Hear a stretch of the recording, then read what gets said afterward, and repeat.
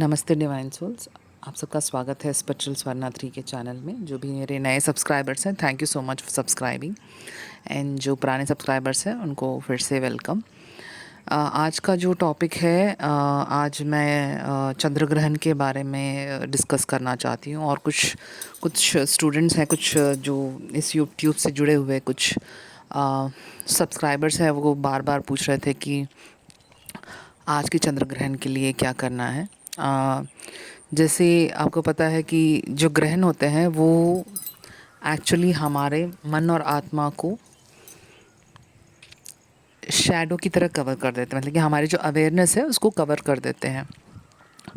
And आज का जो चंद्र ग्रहण है, बहुत सारे लोगों ने कुछ लोगों ने बताया है कि उनके माइंड में बहुत सारे वेवरी थॉट्स आ रहे हैं और थॉट प्रोसेस उनका स्टेबल नहीं है वगैरह वगैरह।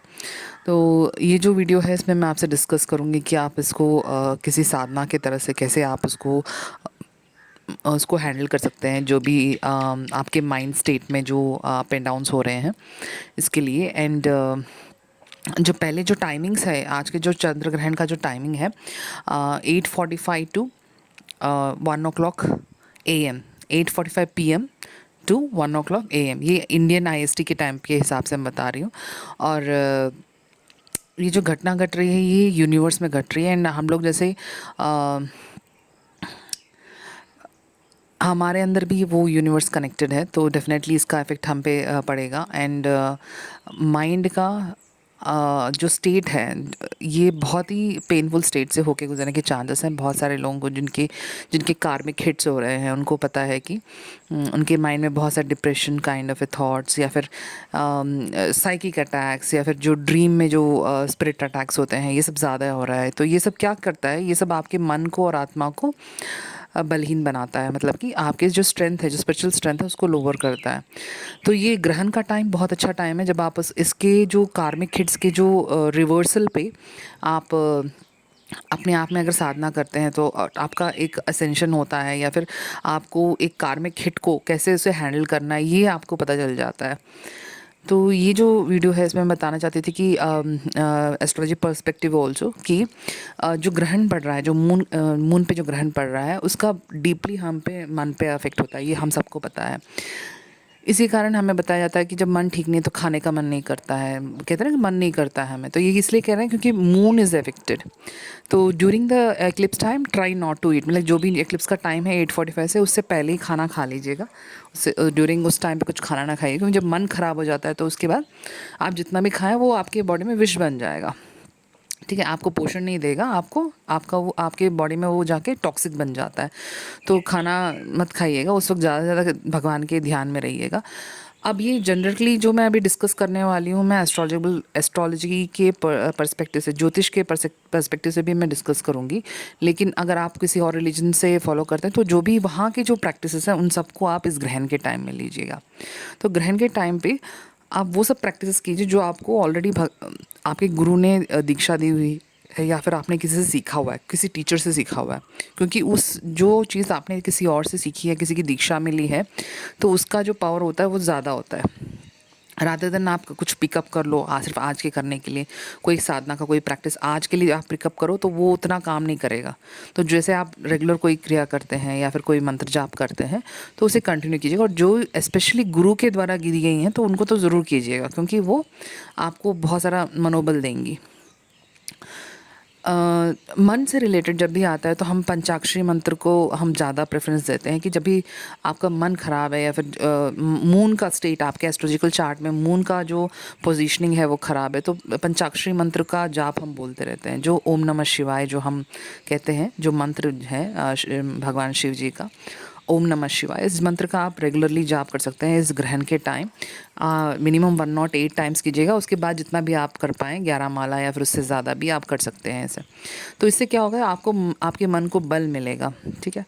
एंड इसके बाद नेक्स्ट जो है आता है आपको अगर हो सके तो गणेश मंत्र कीजिएगा। गणेश का कोई भी मंत्र जो आपके लिए प्रिय है, वक्रतुंड महाकाय वो वाला भी कर सकते हैं, या फिर ओम गम गणपति कर सकते हैं। अगर वो कुछ भी नहीं आता तो आप गम जो मूल मंत्र है गणेश जी का गम करके, गम गम गम, ये भी आप 108 टाइम कर सकते हैं, या फिर उससे ज़्यादा 11 माला या उससे भी ज़्यादा 1008 या 10,008, जैसे जितनी आपकी आत्म की शक्ति है उसके हिसाब से आप जाप कर सकते हैं।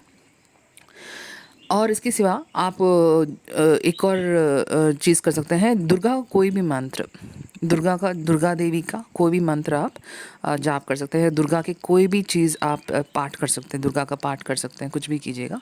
एंड कुछ नहीं आता तो ओम दुर्गाय नमः का आप ऐसे ही जाप कर सकते हैं, 108 या 11 या उससे भी ज़्यादा, जितना भी आपको होता है। तो इससे क्या होता है कि जो जो राहु देव और केतु देव की जो एनर्जी है आपके चार्ट में, जो एक्चुअली आपको पेन एंड सफरिंग से लेके जा रही है, या फिर आपको इल्यूशंस क्रिएट कर रही है, या फिर आपके दिमाग में ऐसे थॉट्स क्रिएट कर रही है जिसके कारण आपको दर्द हो रहा है, मतलब ये दर्द मतलब फिजिकल दर्द की बात नहीं कर रही मैं, मेंटल पेन या एंग्जाइटी पैनिक्स हो रहे हैं। बहुत सारे लोगों ने मैसेज किया था कि उनको कुछ एंग्जाइटी टाइप हो रही है। अगर ऐसा कुछ हो रहा है तो डेफिनेटली ये जो मंत्र और ये जो हम स्पिरिचुअल साधना करते हैं, ये सब जो हम दुर्गा के मंत्र जाप करते हैं, या फिर हम गणेश जी का मंत्र जाप कर रहे हैं, या फिर हम कोई भी साधना करें जिसमें हमें दीक्षा मिली है, तो इससे हमें बल मिलता है, मनोबल हमारा बढ़ जाता है। जब मनोबल बढ़ जाएगा तो ऑटोमेटिकली आप कोई भी चीज़, कोई भी कार्मिक हिट को आप ईज़ी से पार कर सकते हैं विथ अवेयरनेस। आपकी कॉन्शियस जो चित्त है आपको गाइड करेगी कि आपको कैसे डिसीजन लेना है, कैसे आपको किसी से बात करनी है, या फिर कैसे आपकी लाइफ में आपको आगे जाना है। तो ये बात थी। तो 3 चीज़ें हैं जो मैंने आपको बताई हैं। एक है ओम नमः शिवाय का जाप, एंड सेकंड थिंग इज़ गम गणपति नमः और दुर्गाय नमः।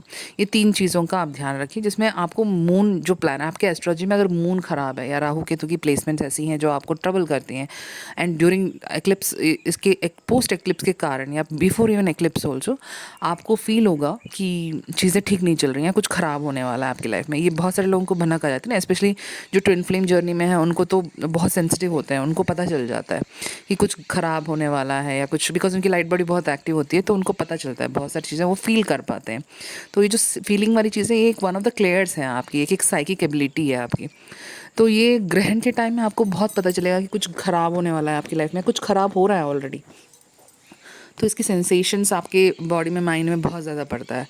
एंड आपके नहीं, आपके आसपास के लोगों की लाइफ में भी कुछ अगर ख़राब होने वाला है तो आपको भनक हो जाती है, या फिर आपके एनवायरनमेंट में, आपकी सोसाइटी में कुछ ख़राब होने वाला तो उसकी भी भनक हो जाती है आपको। तो ये हो रहा है क्योंकि आपकी साइकिक एबिलिटीज़ ज़्यादा है compare to a normal person. तो इस टाइम पे, एक्लिप्स के टाइम पे, जो ट्विन फ्लेम्स हैं, जो ट्विन फ्लेम्स की जर्नी में जो जुड़े हुए हैं, उनको तो साधना ज़रूर करनी चाहिए, क्योंकि वो ऑलरेडी हाइपर सेंसिटिव होते हैं, एंड उसके कारण उनके माइंड के स्टेट में बहुत सारी चीज़ें चलती रहती हैं, एंड कभी कभी उन्हीं की चीज़ें नहीं, वो आसपास के लोगों की चीज़ें को वो पिकअप कर लेते हैं। ठीक है, ये सब बहुत सारे लोगों के साथ हो रहा होगा ऑलरेडी। एंग्जाइटी, डिप्रेशन जिनको है, उनको, उनके लाइफ में कुछ नहीं होगा तो भी दूसरों की लाइफ से वो पिकअप कर लेते हैं। They are highly sensitive person.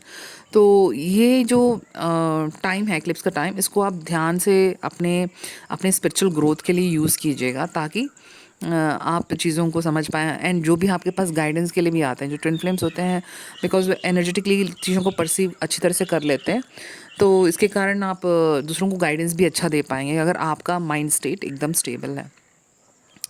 तो ये जो ग्रहण का टाइम है, यूटिलाइज़ कीजिएगा ये जो चीज़ें बताई हैं। और जो लोग किसी भी रिलीजन से, हिंदू रिलीजन से नहीं रिलेटेड हैं, एंड स्टिल वो वॉच कर रहे हैं ये वीडियोस, एंड जो सब्सक्राइबर्स हैं जो दूसरे रिलीजन या बिलीफ सिस्टम्स को मानते हैं, तो उनके लिए एक और चीज़ है कि जो सांस है, जो हमारी सांसें हैं, वो हमेशा हमारे प्राइमोर्डियल सुप्रीम क्रिएटर से जुड़ी हुई हैं। जैसे कि डिवाइन, जिसको हम डिवाइन बोलते हैं या क्रिएटर बोलते हैं या फिर यूनिवर्स बोलते हैं, उनसे हमारी सांसें जुड़ी हुई हैं। तो ज़्यादा से ज़्यादा आप देखिएगा कि आपकी सांसों में जो जो जो साइलेंस है, जो जो शब्द की गति है, जो जो जो आपके सांसों में जो साउंड का डायमेंशन है, उस पे ध्यान दीजिएगा। तो कम से कम 108 टाइम्स अपने सांसों पे ध्यान दीजिए, मतलब इन सिंपल इनहेलेशन, जैसे आप इनहेल करते हैं और एक्सहेल करते हैं, उस हर एक सांस को पकड़िए, उस हर एक सांस से कनेक्ट रहिए जो आपके अंदर हो रही है। ठीक है, तो इतना सा आप ज़रा भी कर लेंगे तो भी आपका जो स्टेट ऑफ कॉन्शियसनेस है, आपको अवेयरनेस में, आपकी अवेयरनेस को बहुत आगे कर देगा, और आपको बहुत ही अवेयर कराएगा कि क्या चीज़ें हैं जो आपको, जिस पे आपको सही रिस्पॉन्स देना है, एंड किस पे रिएक्शन नहीं देना है आपको। तो हाईएस्ट ऑफ हाई अवेयरनेस में रहिए, क्योंकि बाकी वैसे भी हमें पता है कि स्पिरिचुअल लोगों को जो जो एस्ट्रोलॉजी जानते हैं कि जो टाइम है वो ठीक नहीं है, हमारे फेवरेबल भी कंडीशन में भी नहीं है। तो अगर कोई कार्मिक हिट्स आ रहे हैं तो हमें अपनी हाईएस्ट ऑफ अवेयरनेस में रहना है। तो जो भी साधना आप कर रहे हैं तो वो आपकी जो अवेयरनेस को बढ़ाने वाला है। तो ये चीज़ें कीजिएगा एंड होपफुली आपको कुछ मदद मिलेगी एंड डिवाइन की ब्लेसिंग्स हम सब पे रहें। Thank you so much. अगर आपको अच्छा लगा तो शेयर कीजिएगा। बाकी के वीडियोस भी मैं बनाने की कोशिश करूँगी। Thank you so much. Welcome. नमस्ते।